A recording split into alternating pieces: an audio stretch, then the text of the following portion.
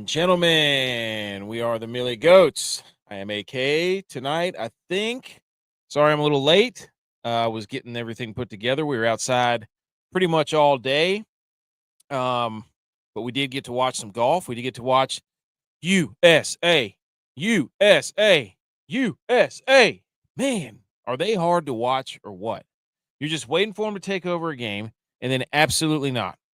B. McCormick's here. You know he is. Thank you, everybody, for listening to the podcast. Everybody listening to the show. If you're new to the show, thumbs up, subscribe. All the downloads mean everything. All the comments, if you want to leave a review. Look, don't take us too serious, right? I'm in here. It's my second show in a row doing sleeveless shirts, so didn't intend to do that. But it is episode 262. It is June 29th, 2025. Let us be the first to wish you and yours a happy National Bacon Burnt End Day. I didn't even know they made bacon burnt ends. I thought that was a barbecue thing, like pulled pork thing. Or brisket. It was brisket. That's what it is. That's neither here nor there. Bacon, by the way, delicious, elite, top tier, number one draft pick, probably first round, first ballot Hall of Famer. Make the bacon bus, put it in Canton. Just don't put it on a sandwich. I don't know how many times I have to say that. And since I'm the only one here right now, nobody else can say or dispute that. Maybe B. McCormick, but nobody else currently. But look, these are the dog days of summer. Absolutely no doubt. We're at a minimum for live sports other than baseball, really. I mean, we've got Wimbledon coming up. We had the NHL draft. We had USA put an absolute clinic on the other day. And I was outside this weekend. I played pickleball. Oh, hey, Will. What's up, Will? But I played pickleball this week. Some of you know. I'm an ACL, LCL, MCL, meniscus repair survivor. Happened in college, playing football. And now I'm trying to play pickleball occasionally. And guess what? The old right knee. Every time I play pickleball, it is something. It's just sad, really, that my knee gets sore. Now, I mean, granted, it was mangled and then I had to have it repaired, but it still just sucks. Just one of those things. But anyways, we're going to keep – I guess I just have to play more. As you know, I'm a physical therapist, so I believe that we have to continue to push the boundaries and not acquiesce to the I'm getting old attitude. That's just not an option as far as I'm concerned. But yes, we had some live sports today. I was perusing to working out, watching USA. That was incredible. We'll talk about that here in a minute. Here's some fun facts about bacon. We're gonna get into we got Salute Your Sports. We got the headlines. We had USA, like I said. We've got a quarterback and NFL list, right? Top 10 list we're going to talk about. So it's in the thumbnail. We've got some other things that we're going to debate, that we're going to discuss. We had the NHL draft, like I said. We've got some NBA news. We got the Shambles Meter. We've got the Rocket Classic. That came down to the wire. Another golf. I don't care what people say about golf. I'm sitting there watching golf, and there's this big dispute. Patrick Reed, he won Dallas, put him on the Ryder Cup, whatever. Golf is, I don't know if you're a purist or whatever you want to call yourself.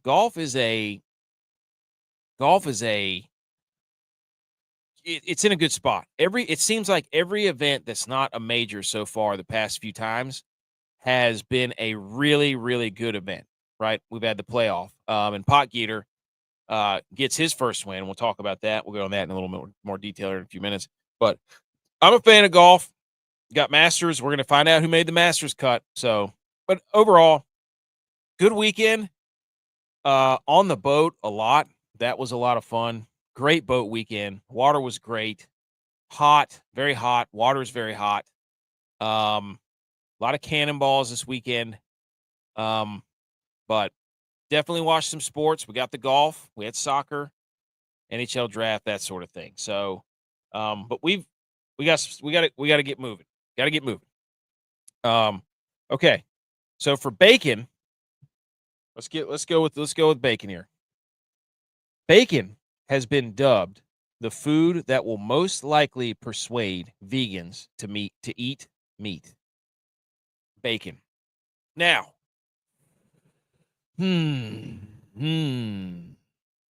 will they eat it on other things, or will they eat it just straight up? Because the smell of bacon alone has got to be enough to get somebody to switch from vegan to just back to being an herbivore. And I'm not going to call them weird. I don't care what you can eat whatever you want. I'm going to eat meat. But bacon, the smell alone, if you're a vegan, whoever's a vegan, let's have you on the show. Nate Dogg's here.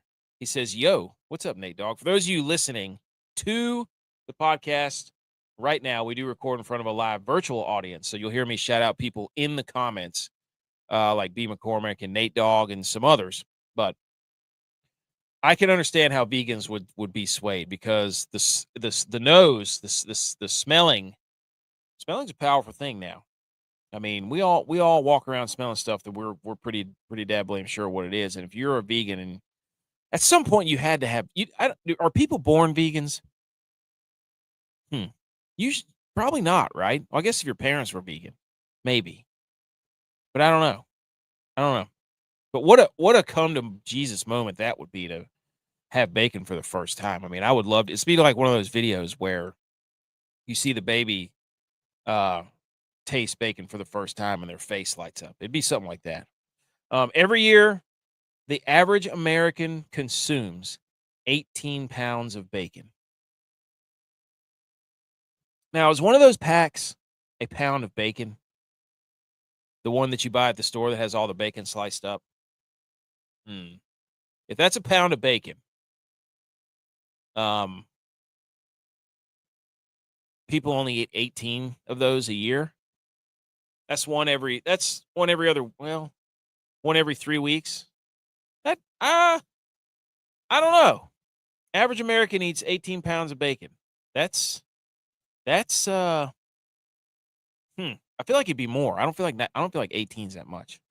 But anyways, speaking of meat, speaking of fall off the bone, speaking of bacon, look, people call me an SEC hater. Call me whatever you want. There's a lot of people on TikTok that are yelling at me, saying that I don't know ball and that they should make podcast equipment more expensive. Guess what? It wouldn't matter. They're not going to do that, first of all. Second of all, we don't care. Keep the hate coming. It's whatever. I will be watching this. So on your screen right now, there is a clip from Chris Vanini that says SEC Network documentary on the Wishbone offense. Sign me up. Wishbone, Dogbone, Kenbone. Actually, no, not Kenbone. Doesn't matter.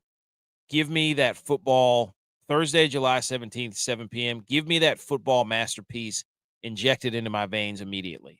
The wishbone is football personified. It is bang, bang, bang. Cracking necks, cashing checks, downhill, get to the edge, misdirection. Everybody is a unit, well-oiled machine. Cram it down your throat. Love it. So see, people say I'm a hater of the SEC. I'm promoting the SEC Network right now. Wishbone offense, Thursday, July 17th, 7 p.m. Shout out them. Not a sponsor, though. The SEC is not a sponsor of this show. People, that's right. The player haters ball, B. McCord. That's what I'm talking about. That was a great episode. Great episode. So, but anyways, I just wanted to throw that out there and just be like, look, we are about to be in July. When this episode comes out is the last day of June. July, we've got 4 weeks of July where we're going to get Wimbledon. We'll get another golf major. So we've got enough to get us through. We'll start high school football in mid-August. Like we're right here. And this little thing right here, July 17th, 7 p.m., just a little taste to kind of say, hey, football's not here. Football's not here, but just get ready because this is as football gets with the Wishbone. SEC story. I wonder if J.U.Y.S worked on that. Nate Dogg says, not a hater chat. That's right. That's right. We don't hate in the chat here. But okay. All right, so I've kind of gone over what we're going to talk about on the show. I think Tex may jump in here eventually, or maybe Butch, somebody. But if not, hey, solo show, not a problem. Not a problem. Today we didn't have time to get a guest lined up. We were outside doing all the stuff today, pulling the kids on the tube, all kinds of stuff. So, and I see Eric just liked it. Eric, if you want the link, you let me know, sir. You let me know. I'll get you in here faster than anything. We'll debate some quarterback lists. But okay. All right. Let's get this off of here and let's go ahead. So you don't have to look at my ugly mug the entire time. Let's go ahead and hit the salute your sports music, and let's get to the topics of the day in the sports world, ladies and gentlemen.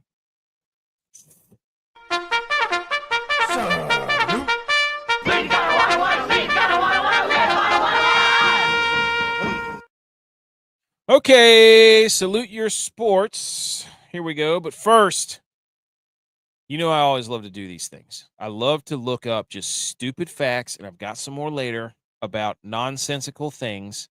And I hate that my Wi-Fi is doing this stupid. I got to reset my router. It's got these two little bars on the Wi-Fi thing. It says it's fairly good. I don't like that. How dare you? How dare you, Wi-Fi? I don't know why we went to the two rungs here. We used to be full power, full go. I don't know what happened. When the Panthers weren't a dynasty. Oh, shout out to the Panthers, by the way, for signing Sam Bennett. We'll talk about that here. Oh, I forgot to put that in. I don't have the graphic. That's okay. Anyways. Okay, dudes posting your W's. One of the greatest accounts ever. Before we get into Salute Your Sports. Says, can someone explain the science behind this phenomenon? And I did like a little short on all the channels not too long or a couple days ago about this, where it says 33% of men go several months without buying a bed frame after moving into a new place. And they want to know what the science behind this is. Now, I have been in the comments on social media about this. Okay. And it's just a picture of a mattress on the floor. Basically, for those of you listening to the podcast, I've been in the trenches because people swear up and down that this is a financial move.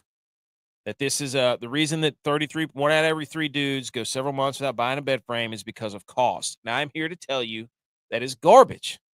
It is not because of cost. For other people, that may factor in. But for the people who are sleeping several months, it's not cost. I don't think it's cost. I think it's I did it. I did it in, I think, 1 or 2 of my places that I lived for when I graduated college. I graduated college, and I was like, okay, I've got a box spring. I've got a mattress. I'll just throw this on the floor, and then eventually I will go get a frame to put this on. And guess what? No. It's not because I couldn't afford it. I mean, a bed frame is like $50, right? A bed frame's like $50. Maybe even less than that, a cheap one. So, I don't think it's cost. I think it's just dudes are simple, and it's like, yes, platform or pallet, yes, I can sleep on that. That is one less thing that I have to worry about. So I'm in the camp of it's laziness and it's the hierarchy of needs. That right there. Now, I'm not sleeping on a sheet on the floor, but if I have a mattress on the floor, why not? Just leave it there. I did. So I don't think it's cost. I don't think it's cost.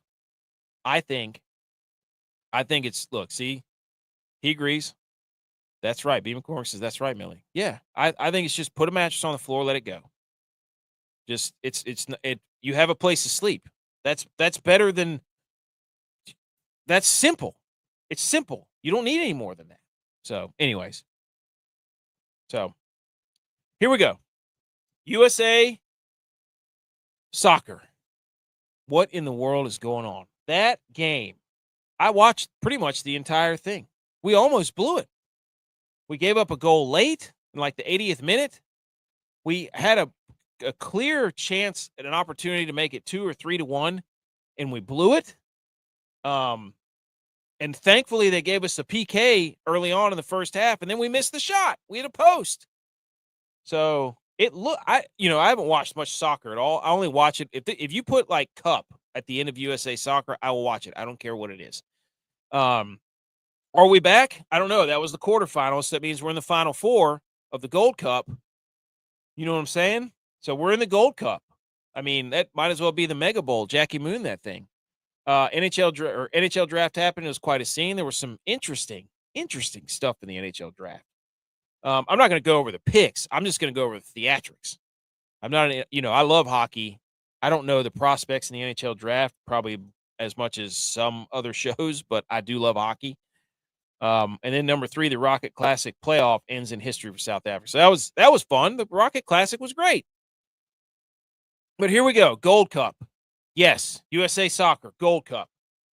We advanced to the semifinals. I have no idea who we're playing. All I know is my wife was like, "What are you watching? What do you mean? Is it says 2 I was like, "No. We won in PKs. We had to go into sudden death PKs." I don't know who the goalie is. Matt Freese. Get that. Put a statue of that guy. Put a statue of Matt Freese because he made like 3 saves. We had a guy miss the net. Their goalie made a save. And then I can't remember who scored the golden goal or the game winner, whatever you want to call it. But I'll tell you what, that number 24 for us, I can't pronounce his name. I'm looking up the Gold Cup right now. Oh, so we play Guatemala. Okay, Guatemala. What a tournament this has been. Panama lost to Honduras in penalty kicks. Mexico won. They beat Saudi Arabia, so it'll be Mexico and Honduras. And then we've got Canada and Guatemala. They went to penalty kicks, and then USA and Costa Rica went to penalty kicks. So now USA plays Guatemala July 2nd at 7 p.m. And then the championship is we don't want to get ahead of ourselves, though. I mean, we're talking about this semifinal run. Telling you right now. So, but it was fun to watch. That's what my wife's like. You're watching soccer. I'm like, look, and I told her the same thing. So,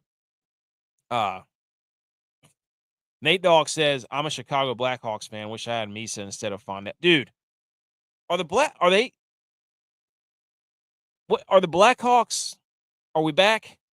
Are we back? I don't know. I don't know about the Blackhawks. They've got what's his face?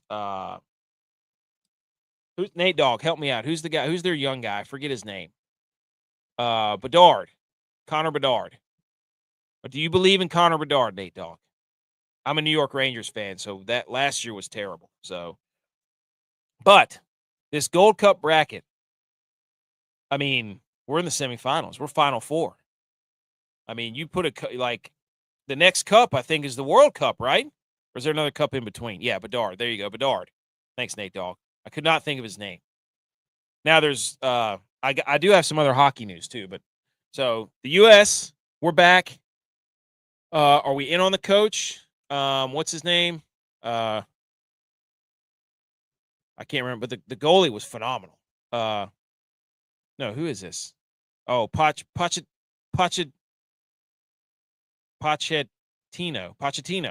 Mauricio Pochettino. Are we back in on Pochettino? Are we out on Pochettino? So I think we're in right now. We're Gold Cup semifinals. I mean, if he wins this, when's the last cup at U.S. Soccer won? I'm sure we've won a Gold Cup within the last few years.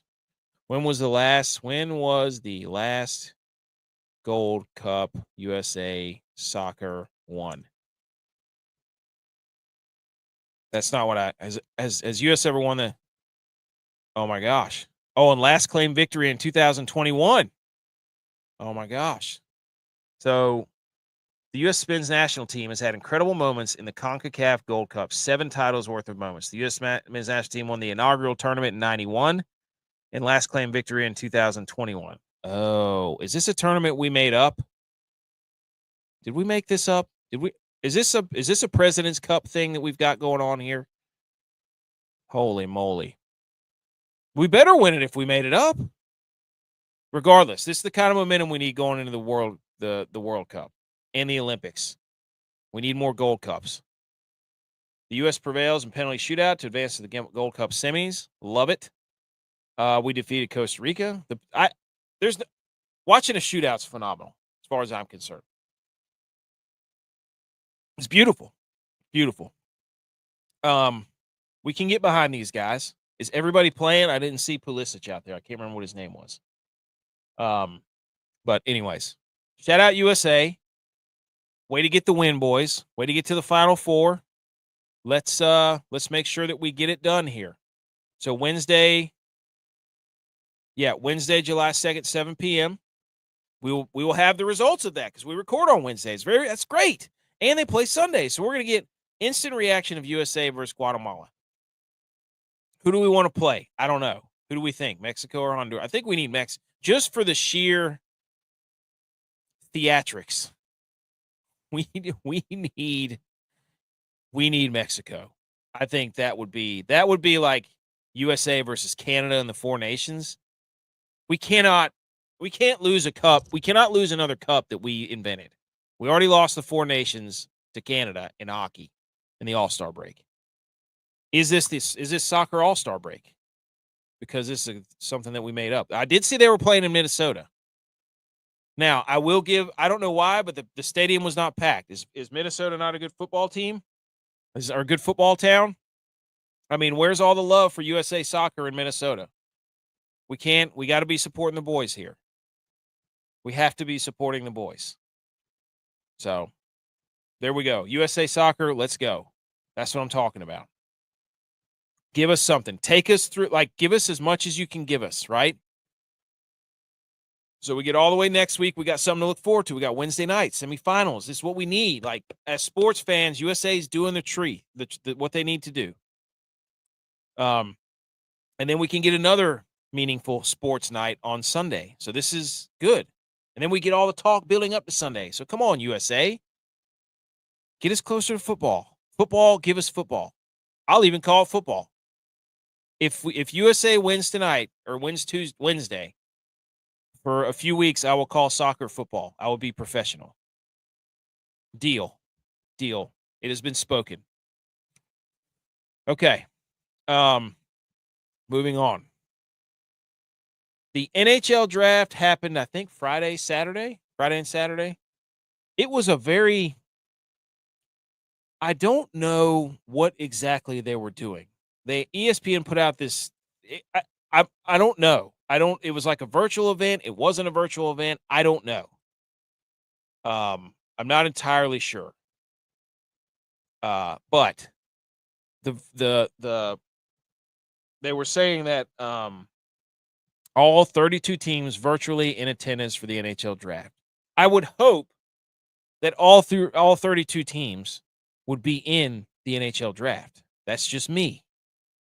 I would want every team, if I was a commissioner, if I was Gary Bettman, for all the teams to be there. I don't know why ESPN wanted to flex like this. But this is basically like a giant Zoom call during COVID. I don't know if they were trying to be cool and be like, we can do our draft virtually. It's like, no, we did that like 6 years ago, and or 5 years ago. We're trying to not do that anymore. So I'm not entirely sure what they were doing. Now, I know when they gave out all the awards that they did them kind of virtually, and that kind of got a good, this is one of those things where Gary Bettman had the Four Nations thing, and he's Icarus right now. He's flying too close to the sun. You know what I'm saying? He's thinking that everything he's going to do turns to gold. So he made this weird NHL draft thing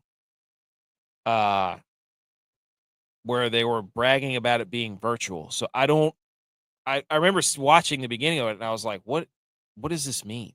Also, I did watch a lot of 7-on-7 football, OT 7-on-7, where Robert Griffin III and Cam Newton were out there.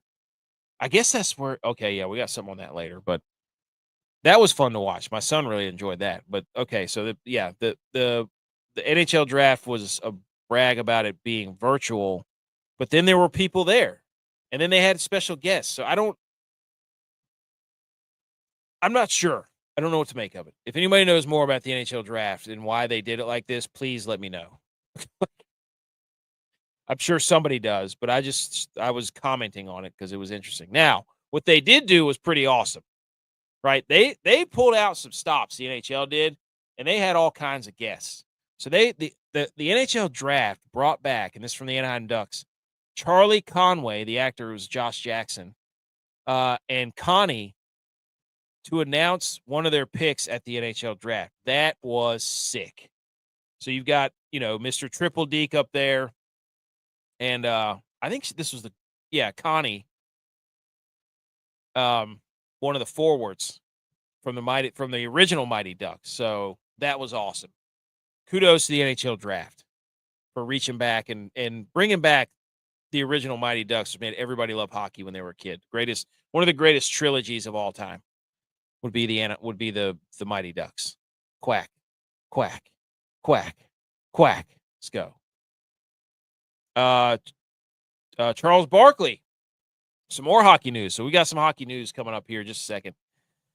He said he was clear about what he loves about hockey.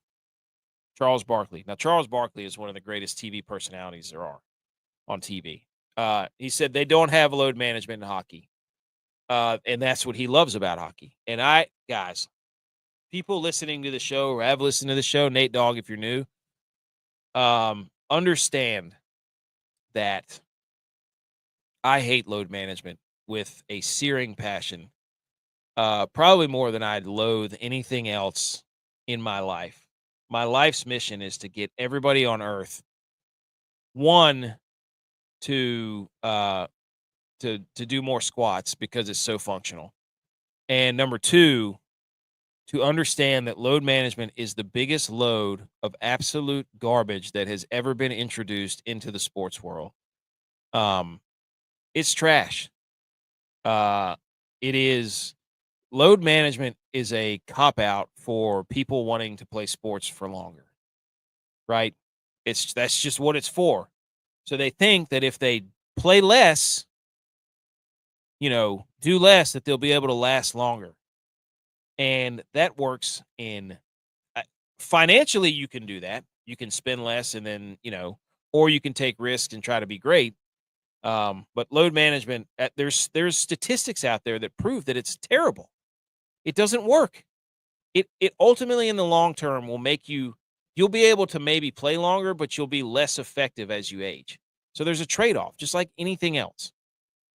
So shout out Charles Barkley, because he doesn't like it either. It's an excuse for people not to play, and nobody wants to tell the pro athletes, hey, dude, this is a terrible idea. Anyways. Now, if you're a hockey fan, George Laraque, noted enforcer in the NHL. Dude was a freaking unit out there. He says, this is from Spittin' Chicklets, we give credit here. I'm hearing there's very good chance that Crosby will play somewhere else. Sidney Crosby, ladies and gentlemen, off the back of the NHL draft, could be on the move. Now, for those of you who listen to the show that are Pittsburgh Penguins fans, thoughts and prayers. Did you ever think there would be a day? I have watched this dude play hockey. What is he? He's a little bit older than me.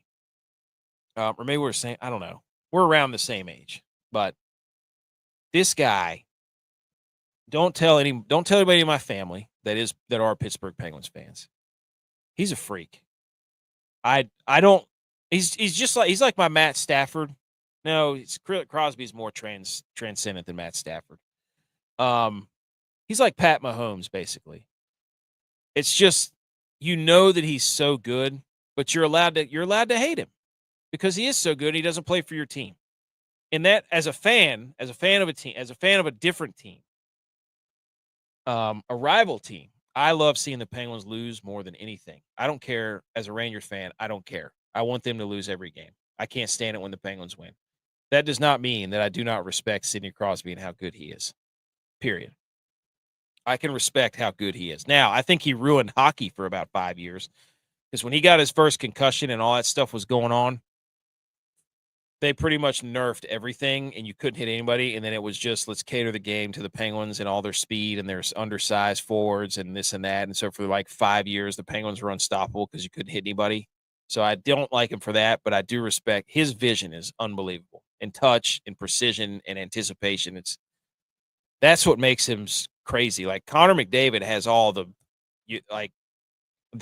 cutting on the edge, the dangles, the speed. Crosby had that, but he also was cerebral. It was crazy. But anyways, he might be on the move.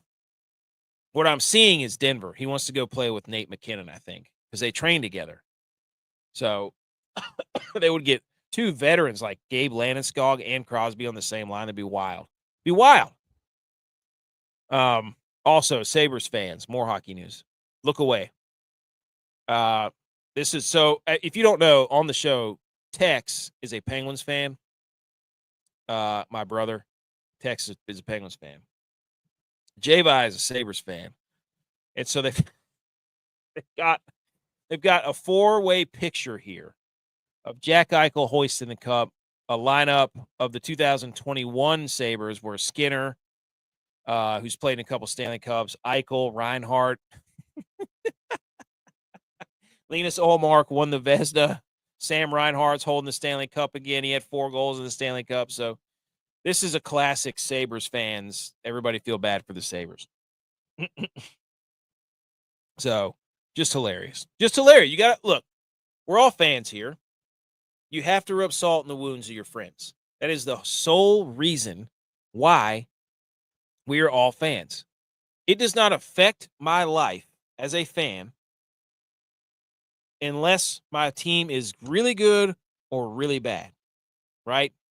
We spend the entire, us on our show, in our group chats, we spend the entirety of our show and conversations spinning things around to make sure that our teams don't look bad and our favorite players don't look bad. And we will do that until the day we die. So anytime I get a chance to throw salt on the wound of Tex or J-Vi or Edge or Dylon or Butch or anybody else in my friend group, I will 100% throw salt in the wounds, and I will be unapologetic about it because in the grand scheme of things, it doesn't really – I don't think any of our teams have won a major championship in a long time. So, man, that would be great. That would be really good if the 49ers could have pulled off at least one suit. I would be insufferable. I'd be insufferable. Brady Martin wasn't at the draft, another NHL draft prospect. When he was picked, he was at his farm having a watch party. Now, the beauty, people who cannot see this, that's right, dude. That's right, B. McCormick. No Purdy slander. That will not be tolerated on this show. I'm doing a new series this summer. I'm doing a new series this summer where I'm just going to take Colin Cowherd's hot takes that he loves to give and just do the complete opposite of his, and just give takes on Colin Cowherd's takes. I've already made a thumbnail. It's going to be great. He released a Colin Cowherd released a graphic of AFC bold takes and NFC bold takes. And he and his co-host did like 3 each. And so I've already picked them off, and I'm just going to go back and run down each one and say whether I agree with it or not. So we're going to start that over the next week or so. It's going to be great. We're going to come up with our own stuff too. We already did our AFC North preview on Wednesday, and we're going to do another one every week. We're going to do a preview of another of an NFL division, 8 weeks leading up until, because I think it's 10 Sundays till NFL. So if we do 8 weeks, we're going to do AFC. We did AFC South this week. We'll do AFC, one of the AFCs next week. So there you go. Hold on. That's what I'm talking about, Nate Dogg. You understand, Nate Dogg. Nate Dogg, you get it. You have friends that are not Blackhawks fans, and when their team sucks, you got to tell them about it. You know what I'm saying? Nate Dogg says, I hope New York gets into the playoffs. They're fun in the playoffs in hockey. Yes, dude. The Rangers are so much fun. Igor Shesterkin has to be in the postseason. So, but Brady Martin was at the draft tonight. He wasn't at the draft tonight when he was picked. He was at his farm having a watch party. And this picture is great. So there is a tractor with a front loader, okay, at this guy's draft party on the farm, and it's holding up a TV. And then there's like 10 rows of lawn chairs and pop-up chairs watching this TV that's hoisted up on a front loader on the outside, broad daylight, right by a pond. It's incredible. It's incredible. Beautiful Bearded Bastards is here. Hello, everyone. Go check those guys out.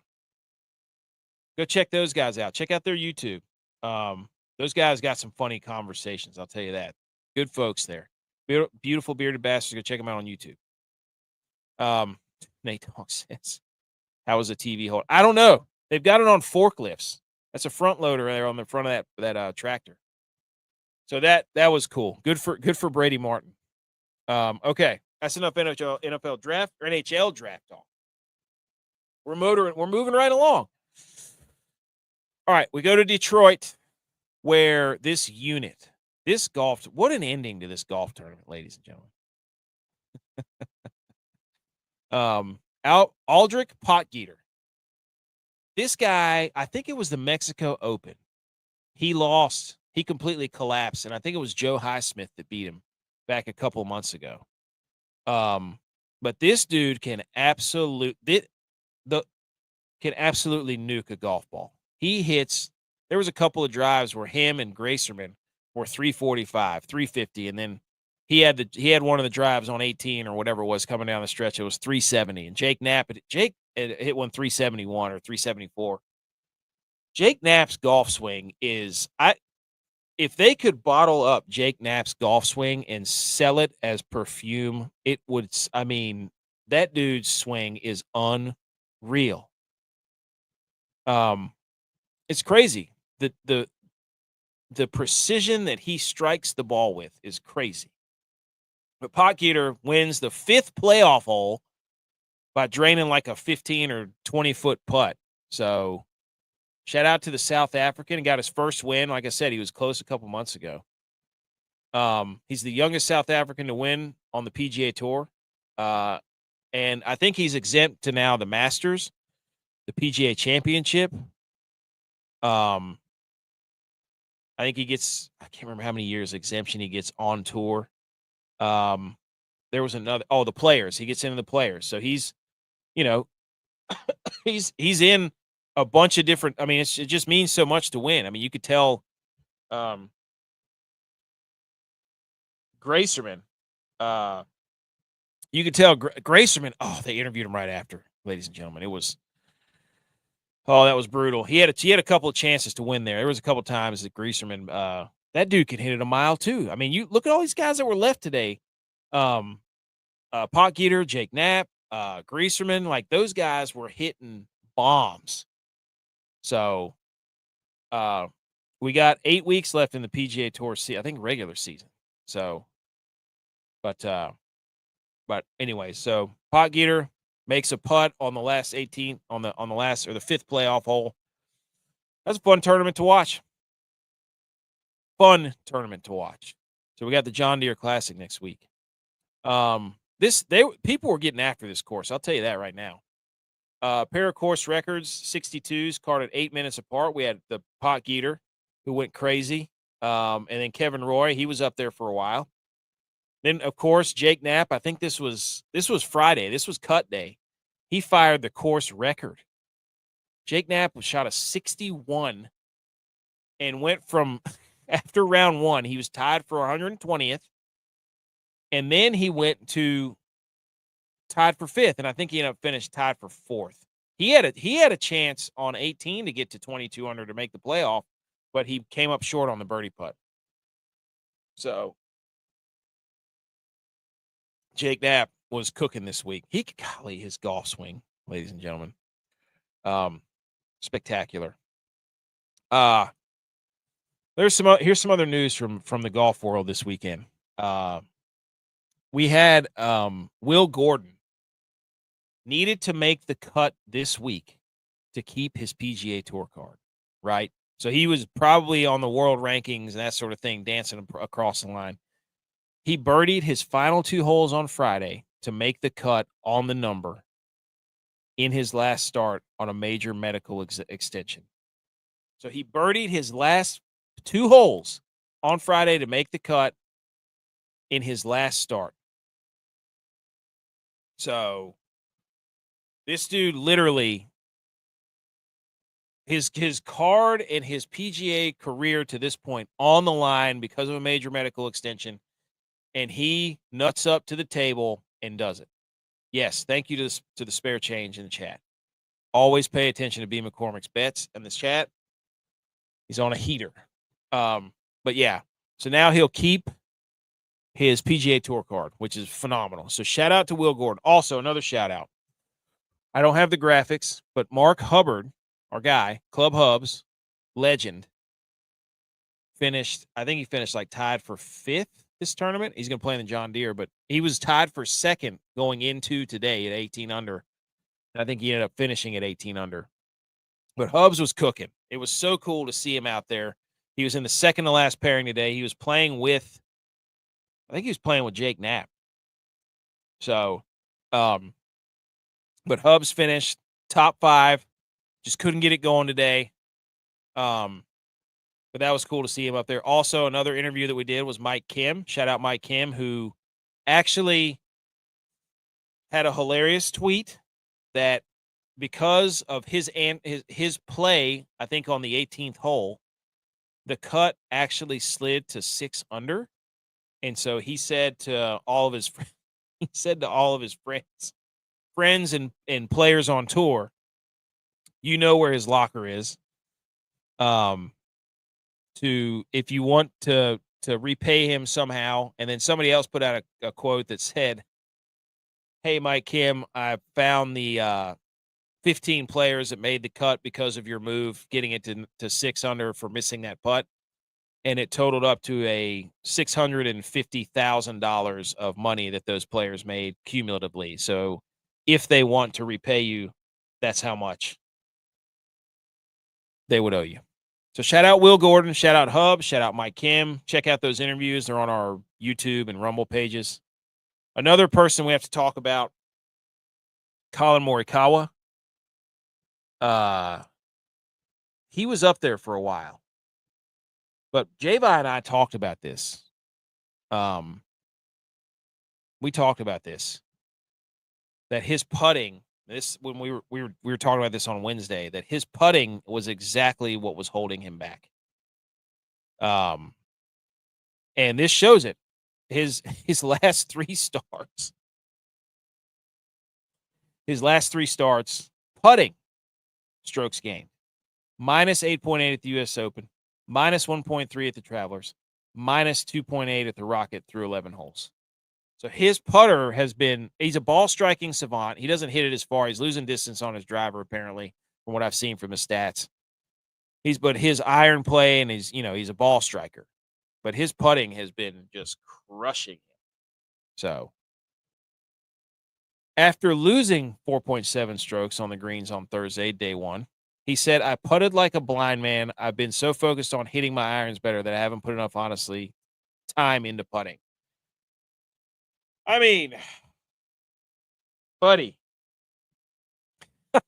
you know what I mean? Drive for show, putt for dough. Actually, I saw a stat that said that isn't even true anymore. That they said, actually, driving, I think there was a statistic that off the tee gain or strokes gained off the tee had more impact on your overall score than strokes gained putting. So, but Colin Morikawa, the day 2, the Colin Morikawa saga goes on. He switched from a blade to a mallet putter on Friday, and then he was plus 3 strokes gained putting in round 2. So Colin Morikawa, instead of working on his putting, he just changed his putter, and boom, now he can putt. That's what every golfer wants to see, right? That's what every casual weekend warrior golfer wants to see. Hey, it's not me, it's my clubs. And so what do? You change your clubs, boom. If you suck hitting those clubs, you just say, hey, this club sucks, or these clubs suck. I have to get more because clearly it's not me. It's the clubs. Love that. That's how you connect to the fans, Colin Morikawa. Do it. Okay. This is from Golf Tips Checker. This is where all the tips came in, over 50 sources, 339 tips. Harry Hall had a pretty good tournament. He was 30-1. Griot, Cam Young, Hisatsune, Ben Griffin, Thompson, Batia, and Jaeger. Jaeger did not. He had a highlight there where he absolutely nuked one left and just went, tomahawk slam with his driver. So Potgeeter not on here. I don't know what his odds were. I don't know what Potgieter's odds were, but they had to be they had to be pretty low. But I was thinking about this. I was so damn mad at myself because I was reading up about this course and I'm like, oh, it's a bomber's course. If you hit it far off the tee, you're going to do pretty well. Well, guess what? You know, I was making my DraftKings lineups and I'm sitting there, you know, I'm sitting there. I was hovering over Potgieter. I'm like, I know he hits it a mile. I was like, man, I don't know. And then I didn't pick him for my single entry. like so mad. But it's said it right there. It said bomber's course.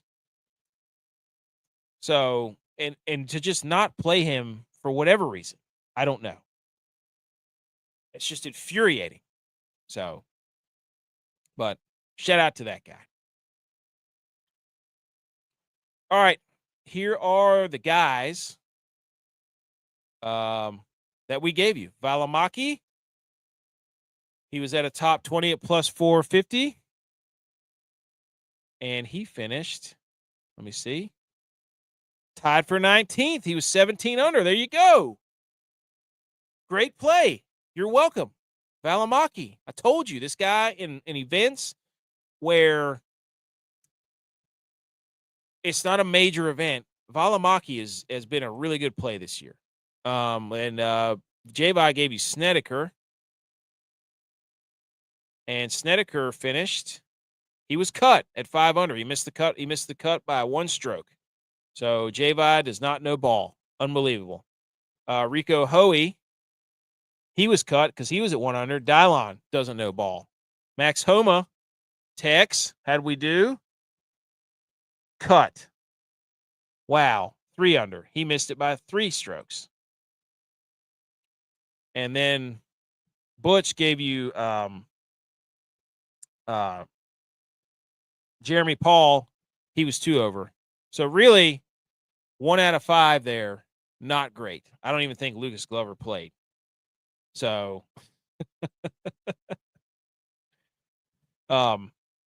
nobody. Yeah, Lucas Glover didn't play. I think I put that on. Yeah, I put that on there. But so everybody missed the cut except for Sammy Valimaki. So, moral of the story, I know ball. These other 4 jabronis have no idea what they're doing, and it's pretty clear. We knew that because Minnesota, in your face, Dallin, didn't show up for freaking U.S. men's soccer. So, so I guess I'm the hottest. I'm on a hot streak right now. There's no other way to say it. Whenever I give you a golfer to play in your lineups at plus 450 for a top 20, you no questions asked. Absolutely no questions asked. Yes, BMO, solo casting. The show does go on. The show has to go on, dude. Has to. Absolutely. We come prepared no matter what. So me and Colin Cowherd, we're going to be doing it. So, okay. Rico Hoey did not make the cut. That's okay, though. Okay. Now, golf is done. We talked USA Soccer. We talked some hockey. Now we've got the Shambles Meter, ladies and gentlemen. We have to unload the Shambles Meter. And I think that's the next slide, as you keeping track at home. On the Shambles Meter, graphic on your screen right now, for those of you listening to the audio version, you can't see it. But number 4 is the team. Number 3 is the pufferfish. Number 2 is basketball. Number 1 is sliced cheese. These are the Shambles Meter. Thank you, Nate Dogg. Thank you. Always an entertaining show. Thank you very much. Whether it's solo, whether it's 2 of us, whether it's 3 of us, 4, look, we're here because we got sick and tired of Colin Cowherd's, Stephen A. Smith's lecturing us, throwing all kinds of nonsense into sports. No, we just want to talk ball as fans on this show and rattle off unsolicited takes that really have no meaning to anything other than just us being fans. Right? We just want to be fans. We don't want somebody standing up there lecture us like they're an expert whenever they're wrong all the time, too. That's why people create their own shows, because we're sick and tired of that. It's that they'll get up there and say something completely off the wall, be blatantly wrong, and never have to pay the price for it. So you know what? If they can do it, why can't we do it? That's why we invented the Shambles Meter. Okay. Number 4, the team. Actually, I forgot. I put this in there. This is terrible. Why did I put this in there? The Sportsman's Party. Dozens of Yellowstone visitors witnessed death of a bison as it stepped into the water at the shallow edge of the Grand Prismatic Spring on Saturday morning, leaving behind a carcass that will soon be dissolved by the 160-degree water. So this is not a good sign for the Buffalo Bills right here if I've ever seen one. That's why I put it in here. Yes, Nate Dogg, exactly. We want to yell at the screen and be wrong, and trust me, people on the internet tell me I'm wrong all the time. They tell me we don't need podcast equipment. I don't care. Guess what? We're going to correlate a buffalo or a bison that walked into a boiling hot spring and say it's not a good sign for the Buffalo Bills. That's all I can take for this, right? This bison walked into 160-degree water and got basically nuked alive. And as far as I'm concerned, that's not a good omen for the Buffalo Bills. The Buffalo Bills have got to do something here. They got to do a ritual or some sort of funeral service or something. They got to do something. The Bills, this can't be hanging over their head. So that was an honorable mention, Shambles Meter, rightfully so, because that is a horrific scene. But the team is on the Shambles Meter because Cam Newton spoke to high school players on choosing college for their next 4 years. Okay. He was quoted as, "You think Kirby Smart needs you? You're stupid. Half of y'all going to schools that don't even offer you. If you're good, don't matter where you go, they're going to find you." And then he says, "You better go somewhere where you're going to put yourself first." So the team is on the Shambles Meter. Now, people have already yelled at me about this because I commented underneath it. I was like, translation, the team means nothing. Take care of yourself.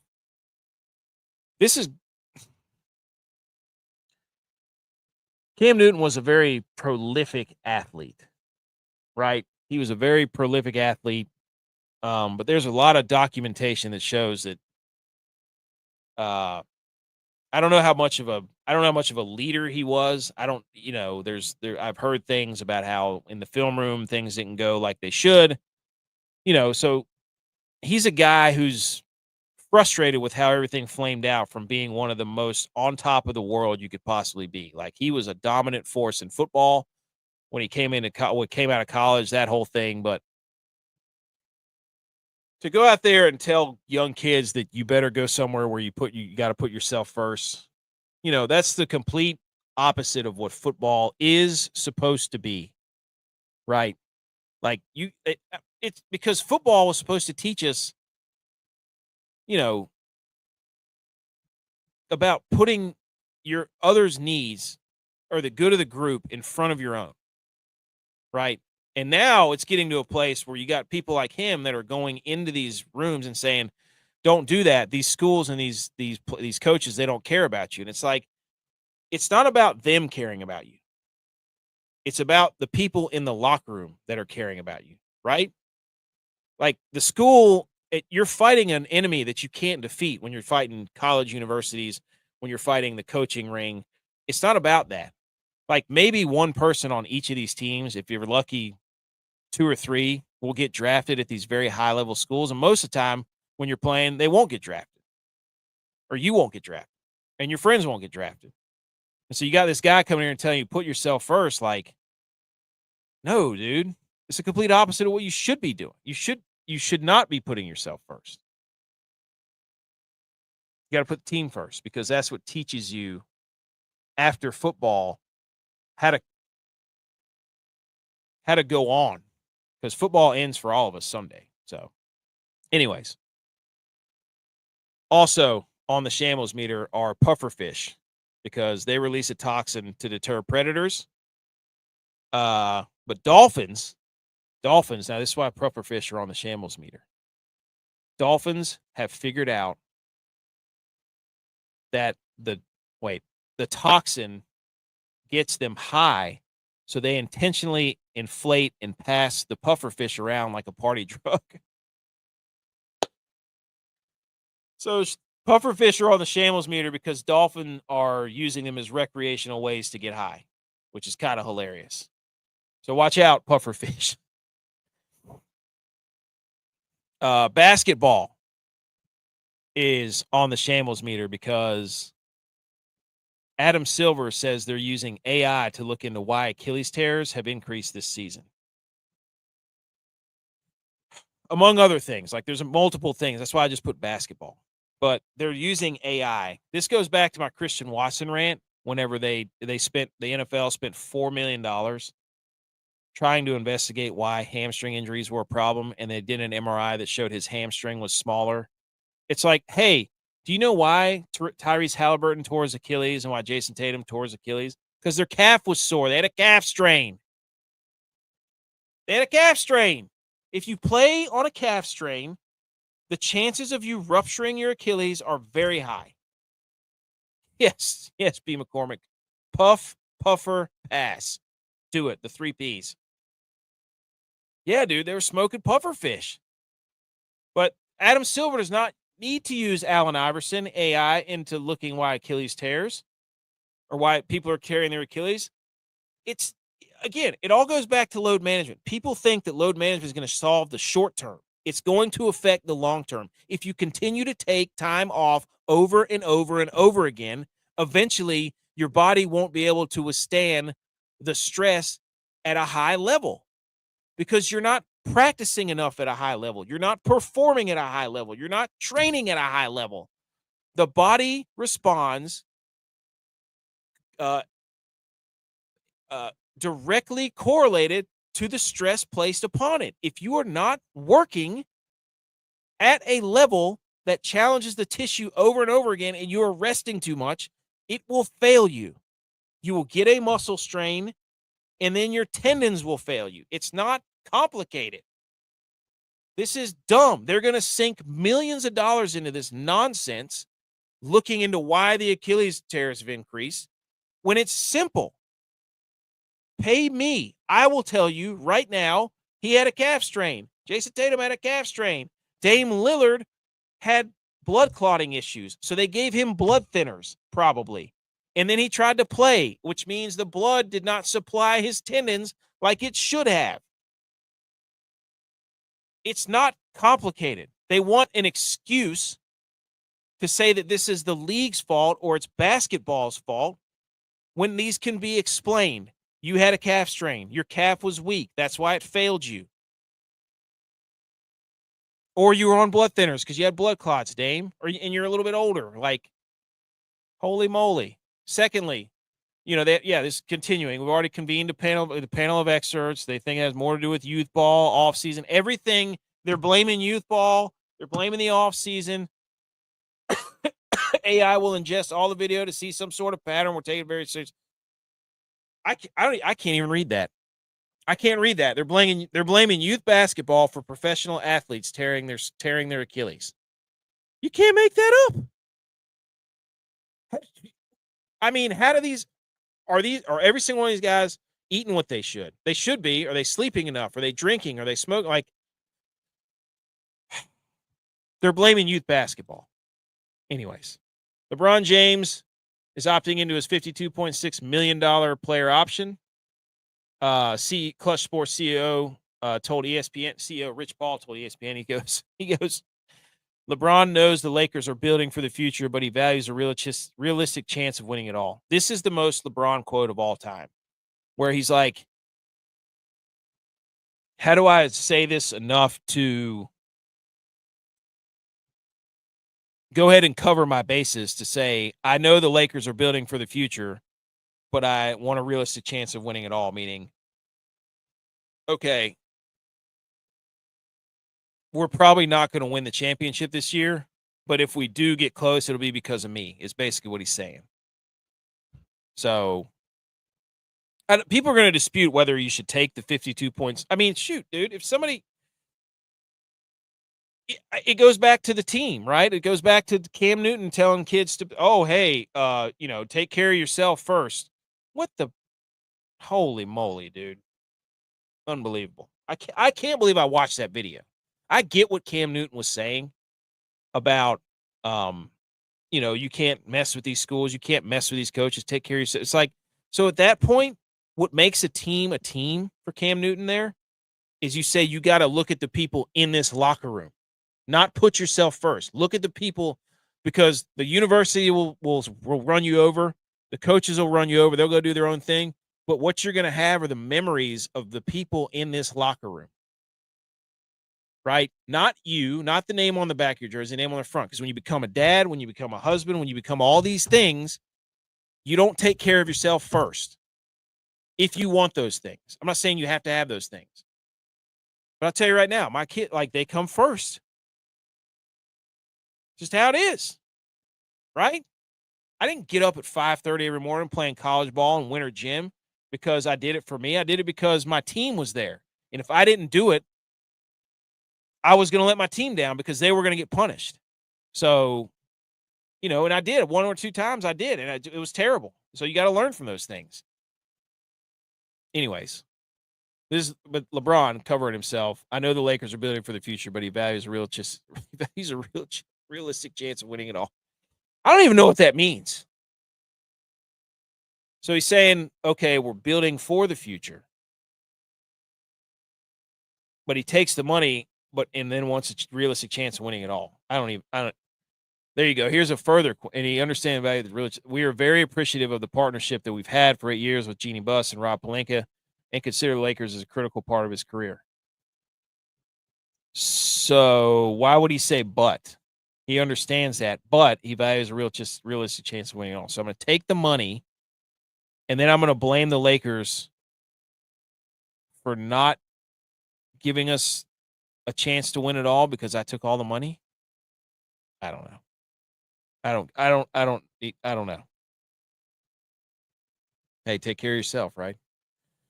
And then basketball still in shambles because following the Lakers' $10 billion valuation, pressure is mounting on James Dolan. An activist investor wants MSG Sports to explore a breakup and possibly put the Knicks on the market. This is what I was saying last week.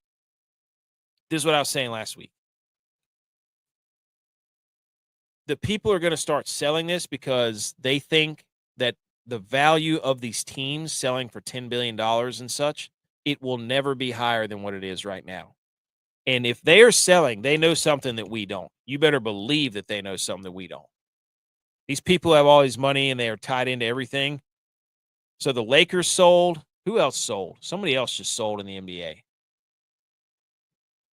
I can't remember who it was. The Celtics sold. The Lakers have sold. There was another team. I can't remember who it was. Anyways, the Suns, they just sold. We had a slide that had it on there. But anyways, these people who have all this money are capping out right now because they don't think it's going to get any. It's just like real estate, right? It's like real estate or stocks. So, and then finally, hold on. I think, yes, sliced cheese is on the Shambles Meter. RG3 croissant face. Because now, ladies and gentlemen, sliced cheese on the hot seat, on the Shambles Meter, whatever you want to call it. Because Duke's, not a show, not a sponsor of the show. Mayonnaise sucks. But sliced mayonnaise is now a thing. So you can put sliced cheese, Shambles Meter, because Duke's sliced mayonnaise now on the board. And I hate mayonnaise, but this is genius. I don't even know how they make this. But Duke's is up in the game. You can get a slice of mayonnaise, buddy. You can go down and grab yourself 2 or 3 slices of mayonnaise, pal. Just pull it out of the freezer, at late night whenever people are hammered and they come back to their apartments or whatever in college, they're going to be like, used to eat just grated cheese or sliced cheese. Now you can eat mayonnaise. That's disgusting. I can't wait to see what the Duke's Mayo Bowl does with this stuff. It's incredible. Absolutely incredible that somebody would come up with this. Oh, man. Gross. Absolutely gross. All right. That was the Shambles Meter. What a great time. We've got one more segment, and it is a football segment. And then, well, no, two, sorry. Then we got to hang some banners. Yeah. There's still, we got quite a bit to go here, ladies and gentlemen. Okay. If you're allergic to electric guitars, I advise you to close your ears, get your EpiPen ready, get a Benadryl, because you're about to get your face melted off.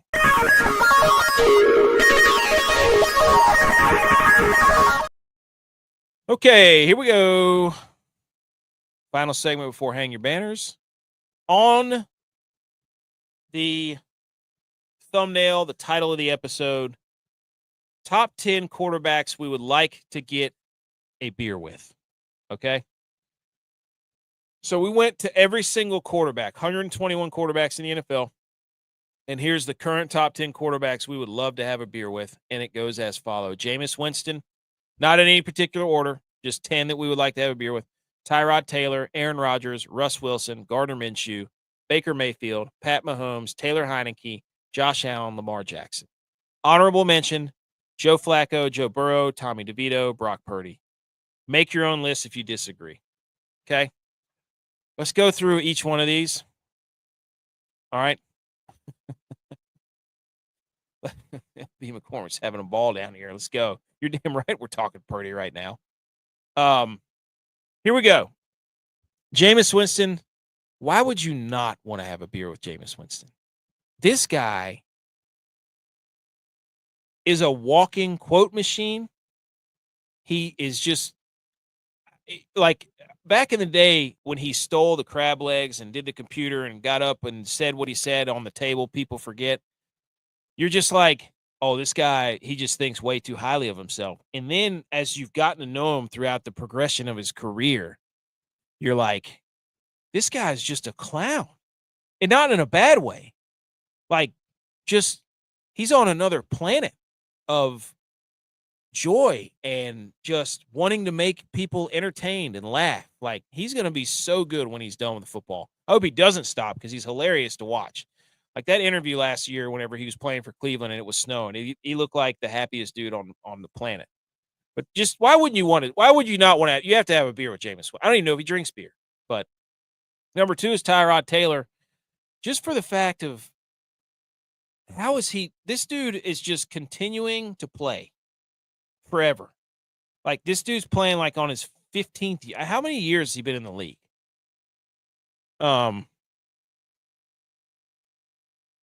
Yeah. How long has he been in the NFL? He was selected in the 2000. He was selected by the Baltimore Ravens in the 6th round, 2011. Okay. So yeah, he's been in the league for 14 years now. I just would love to sit down and be like, dude, let me shake your hand because you just keep doing it. That's cool. Not just like a congratulatory beer. It'd be like, dude, you're awesome. 3 the next one would be Aaron Rodgers. Not because I want to hang out with Aaron Rodgers. It has nothing to do with that. It's just because I want to be like, is this fake? Are you Aaron Rodgers? Like, are you making all this up? Are you just trolling everybody? Is you like this the heater you've been on of like trying to convince people that you're a higher level functioning individual intellectually? I don't know. I just think it would be fun to have a beer with him. Just not because I like him, not because of anything. Like people are gonna be like, "Oh wow, look at you, anti this." Ugh. Shut up.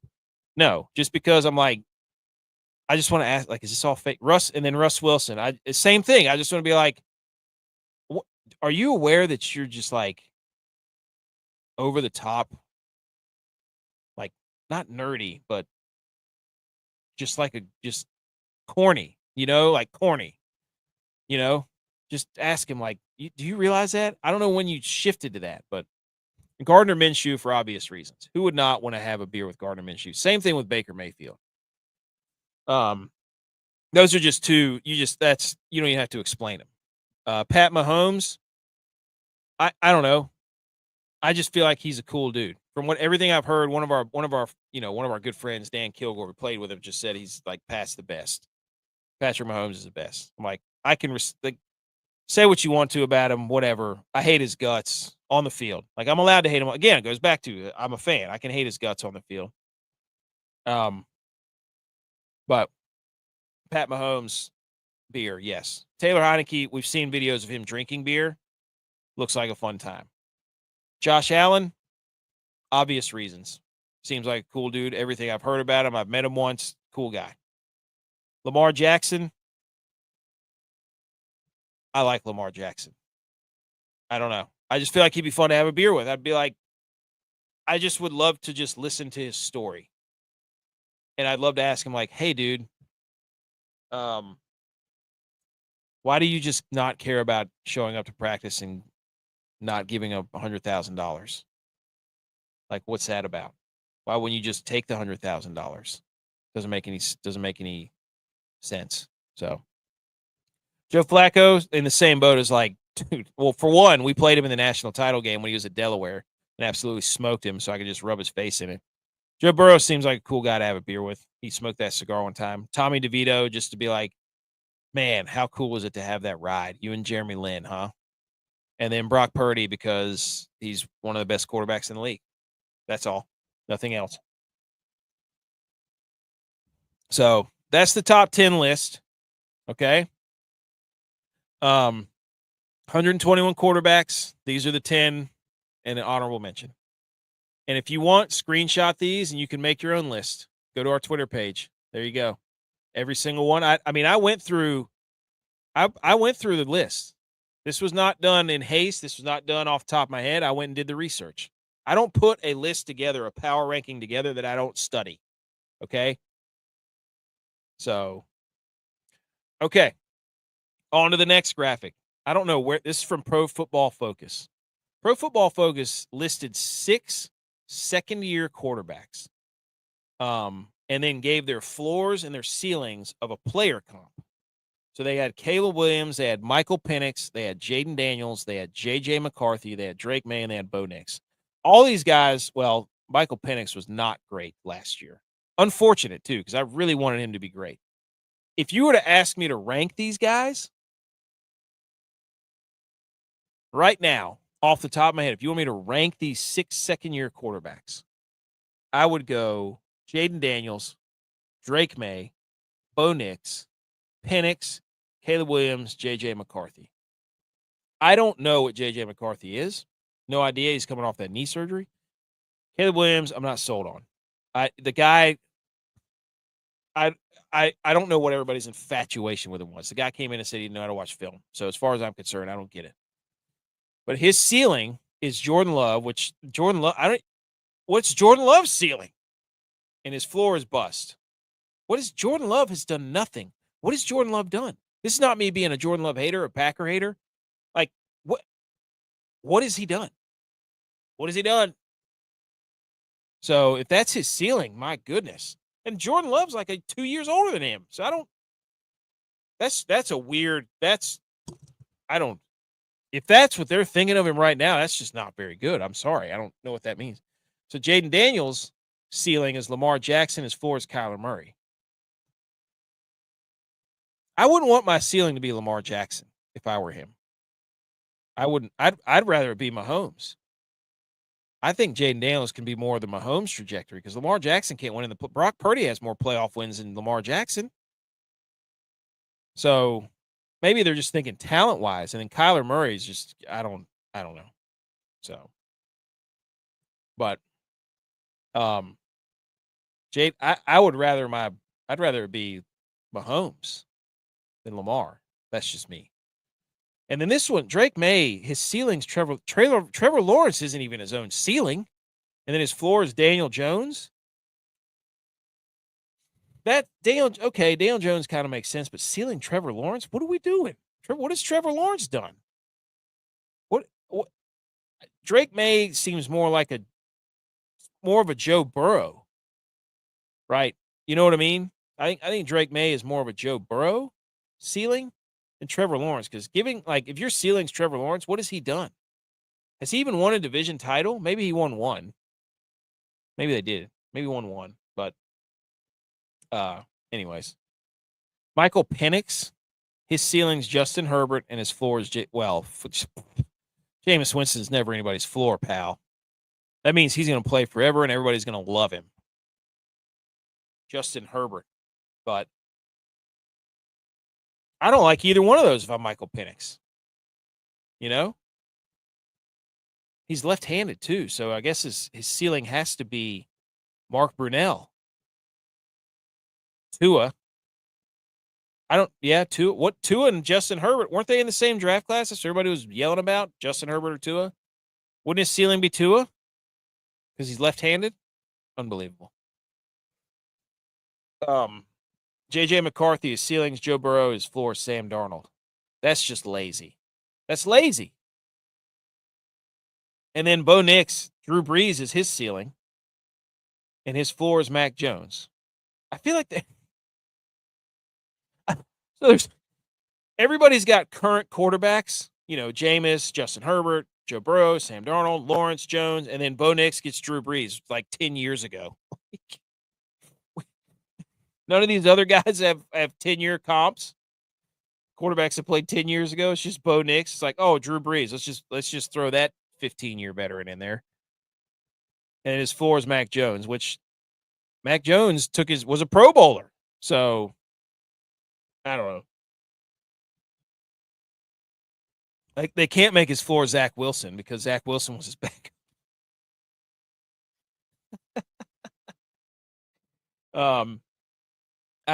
The second year quarterback floors and ceilings. Interesting list. Like I said, if I power rank him, that's how I'd power rank him. I think I don't know. We need to make a floor. We need to make a Pokemon floors and ceilings. Be like, oh, Caleb Williams' ceiling as a Pokemon would be, his ceiling would be Pidgeotto. Like one of the first Pokemon you get that can evolve really well, but usually you're not picking him to fight your battles for you. So that would be a fun one. Okay. Time to tell us who the best quarterback is from Fox Sports. Best quarterback tight end duo in the league is. For those of you who can't see, the graphic has Mahomes and Kelsey. It's not in any particular order. Hurts and Goddard, Goff and Laporta, Geno and Brock Bowers, Purdy and Kittle, Lamar and Mark Andrews, Kyler Murray and Trey McBride.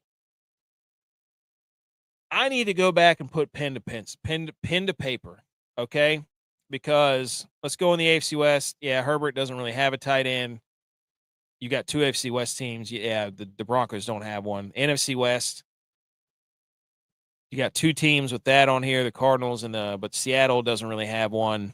Neither does the Rams. Tyler Higbee's hurt all the time. What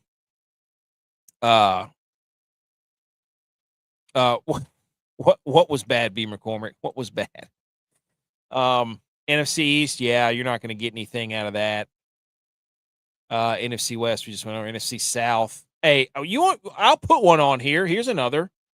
Put Bryce Young and Jatavian Sanders. That guy's a freak show. That's one to be looking at. Taysom Hill and himself. He's a quarterback and a tight end. How about that? Huh? For the Saints? Dude, right?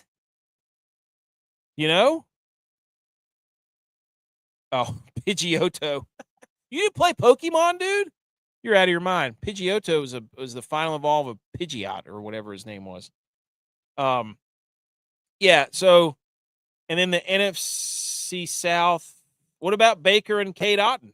Is he? Nah, I don't know. AFC South, Trevor Lawrence doesn't really have one. Tennessee doesn't really have one.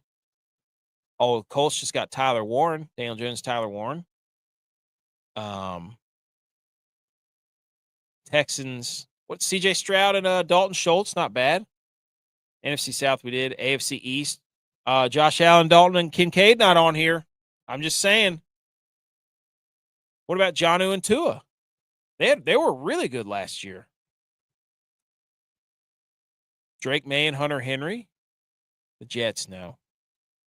NFC North, where's Jordan Love and Tucker Kraft? J.J. McCarthy and Hawkinson. Huh?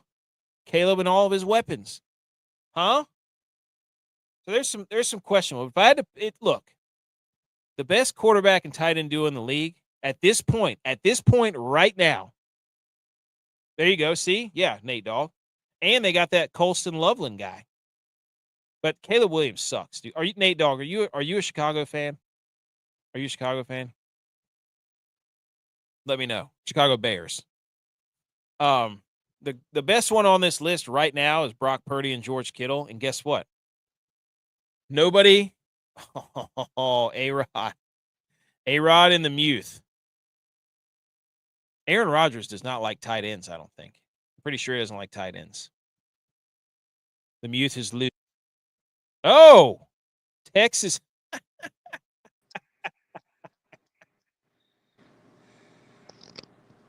Look at those Star Trek laser beam glasses. Like Cyclops from the X-Men. Yes. Nate Dogg's a Chicago fan. Okay, Nate Dogg, do you believe in Caleb Williams? Riddle me this. Riddle me that. Tex, who's the best? Dak Prescott and Jake Ferguson didn't make this list, by the way. The list is invalid. Baloney, dude. Clearly the two at the top are Brock Purdy, George Kittle, Mahomes, and Kelsey.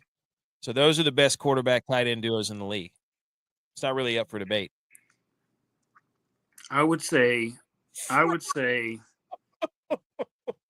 ask the question, is George Kittle a system TE? Is he a system tight end? Oh, is he a system tight end? Yeah. Well, let me riddle you this. Is Travis Kelsey a system tight end? We haven't seen him play. He naturally finds the openings. I'm just saying he just finds the openings. Like, is Kittle a system tight end? Laporta, if he had a different quarterback, Laporta would be elite. If he had a different quarterback, Laporta would be the best tight end in the game. Period. He can do it all. He blocks. He's like a Rob Gronkowski. There is no better blocking tight end in this league than George Kittle. That's not true. What? I just told you it's Laporta. Oh my gosh, dude! He drove some guy all the way through the end zone and planted him on his back like 17 times. Also, so yeah, I wasn't ranking them. I was just going over them. Secondly, did you see what Cam Newton said about? He told kids to put themselves, like, you got to take care of yourself first. He's going around speaking to college kids, telling them to put themselves first now, because the universities and the coaches are untouchable. And I saw that and I was like, this makes me so mad right now. This guy is so mad and bitter that the way everything ended for him, he has nothing. So he's going to go around and tell everybody that they have to live like him now and put yourself first. I think it's absolute garbage. I have to show you this. Also, what do you think of my list about top 10 quarterbacks to have a beer with? Jameis, Tyrod, Aaron Rodgers, Russ Wilson, Gardner, Baker, Mahomes, Heineke, Josh Allen, Lamar Jackson. Dak Prescott's not on the list. Don't even say it. Nobody cares. Yeah, I'd replace Russ Wilson with Dak Prescott for sure. What are you going to ask him? Hey, what's in the what really was in the Pure Leaf bottles? Yeah, that'd be my first question. How much dip spit did you have to put in there? Like, was it Red Man, Levi Garrett? Like, what'd you do? Levi Garrett was good stuff. It is good stuff. Also, they're making sliced mayonnaise now. Did you see that? I would not. How about that? Can you imagine putting that on your sandwich and thinking it was cheese? Yeah, that's gonna mess up some kitchen relationships. My wife makes her own mayonnaise now. Oh, she's pretty good at it. Maybe tell her to start making it into slices. Oh, did you see this too? That pufferfish dolphin get high off a pufferfish. Did you know that? That's pretty cool though. They said they figured it out, and so they intentionally make them puff up and then they pass them around and get high. Nice. That's pretty funny. It is. Here's what Cam. The old G.U.Y.S there at the old Steeplechase. Yeah, Steeplechase. Here's what Cam Newton said. He spoke to high school players. There you go, choosing their college. You better go somewhere where you put yourself first. Dude, Why is this guy allowed to go around speaking to kids? Why? He said, half of y'all going to schools that don't even offer you. If you're good, don't matter where you go, they're going to find you. You think Kirby Smart needs you? You're stupid. And then he says, you better go somewhere where you got to put yourself first.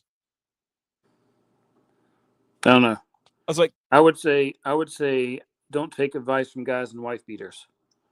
Yeah. That's rule number one. Like rule number one, don't take advice from guys in wife beaters. Rule number two is this is what I said earlier. It's not about the school and the university. It's about the people in the locker room. Yeah. It's about the guys that you're playing with. And this is clearly a guy that didn't get along with the people in the locker room.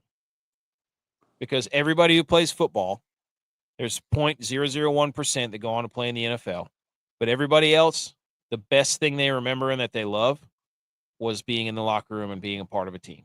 Like, that's what you miss. That's what you miss. You can't tell me different. And him going around saying, don't worry about that, put yourself first. You're creating an era of individuals that don't know how to be a team, that don't know how to be leaders. So, yes, there you go. Nate Dogg knows. He said, Tex looks like LeVar Burton from Star Trek. Mm-hmm. That's a perfect reference, dude. Tex loves Star Trek. Anyways, I just had to show you that. Where are we at? Oh, I just wanted to show you what jumps out to you about this graphic of the highest win percentage in franchises in the Super Bowl era. Look at this graphic. Look at all these Super Bowl trades. It's the Cowboys number one, then the Steelers, and the Ravens, then the Vikings, then the Packers, Chiefs, Dolphins, Patriots, Niners, Broncos, Raiders, Eagles, Rams. Two things stick out to us on this list. No Buffalo Bills. No Buffalo Bills. Frauds. Yeah. And no Carolina Panthers. No Carolina Panthers, and the Vikings are the only one on this list that don't have a Super Bowl. Suck it, Dylon. Yep. Look at this. Right there. Big Vegas. You can win all the games. This is Mickey Mouse franchise, the Mickey Mouse Minnesota Vikings. Okay. Winning games that don't matter. Regular season champs. Can't win the big one. Can't do it. Can't do it. Oh, Tex, I forgot to show you this too.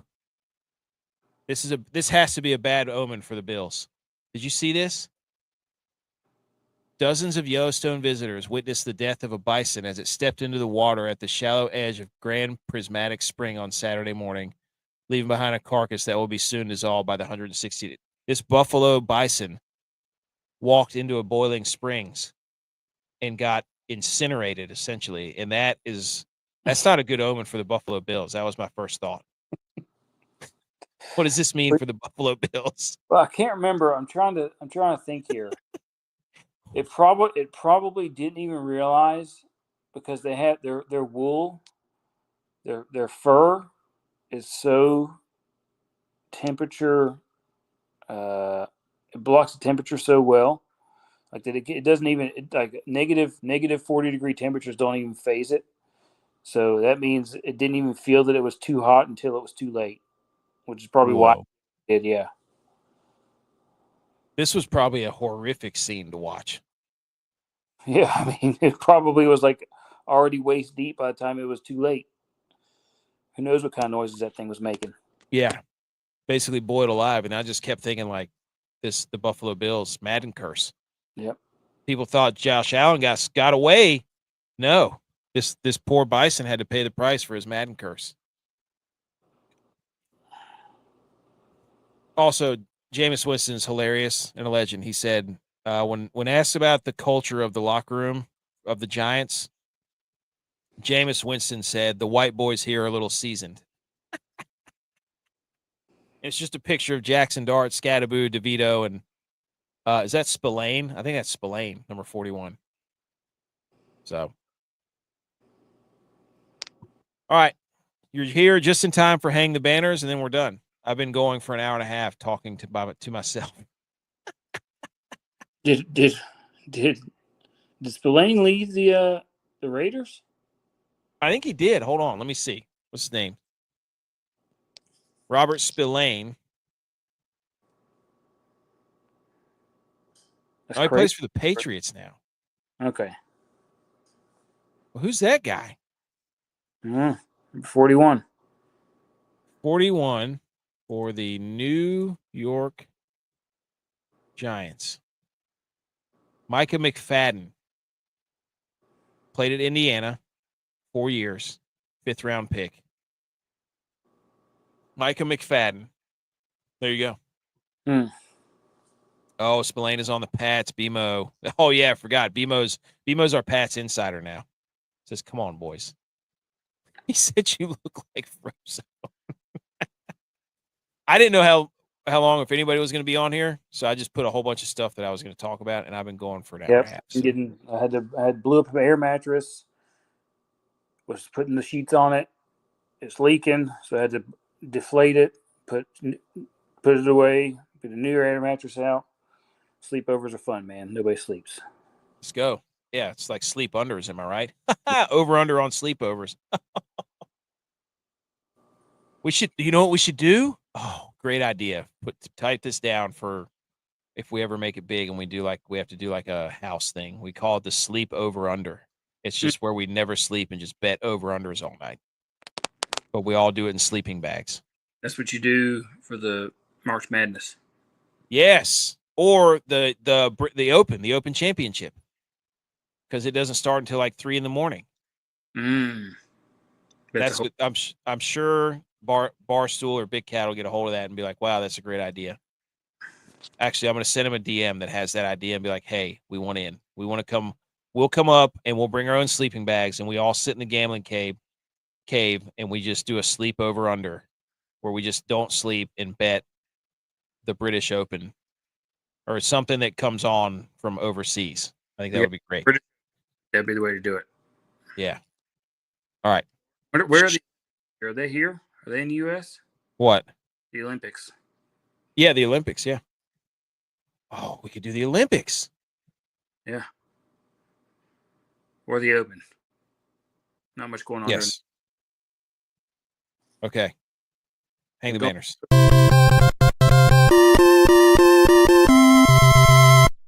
You did it!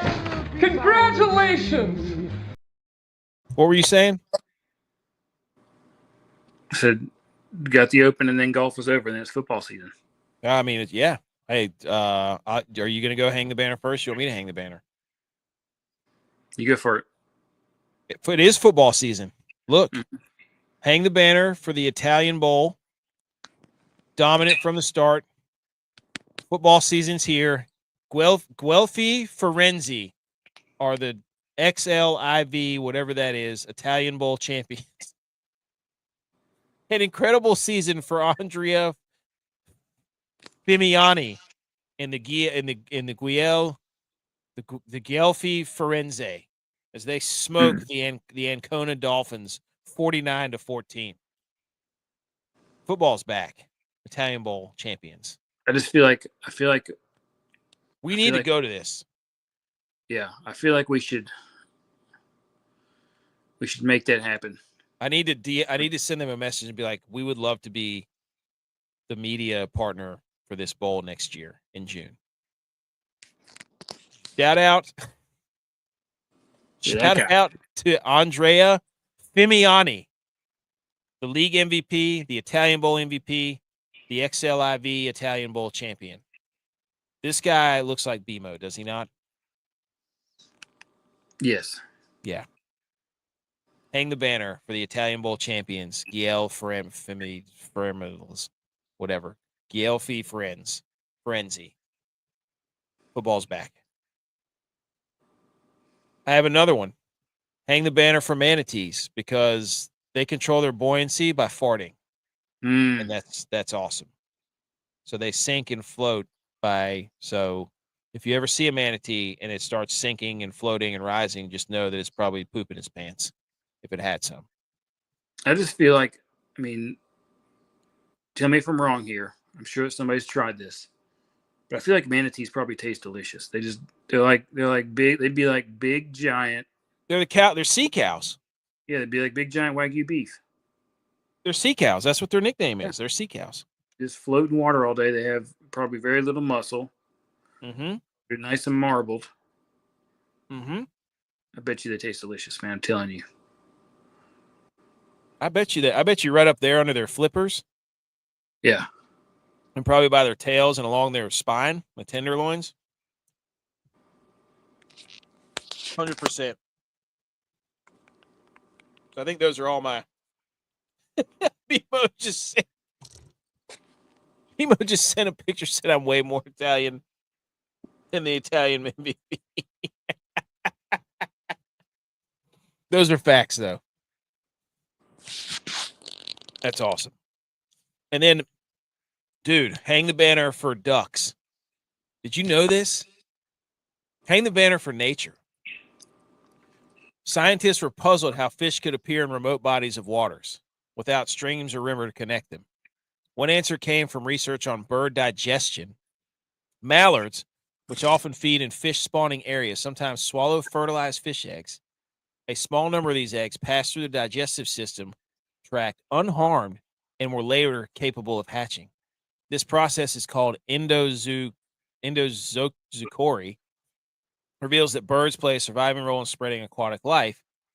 It's enough to seed fish populations in isolated environments over time. Crazy, right? Mm-hmm.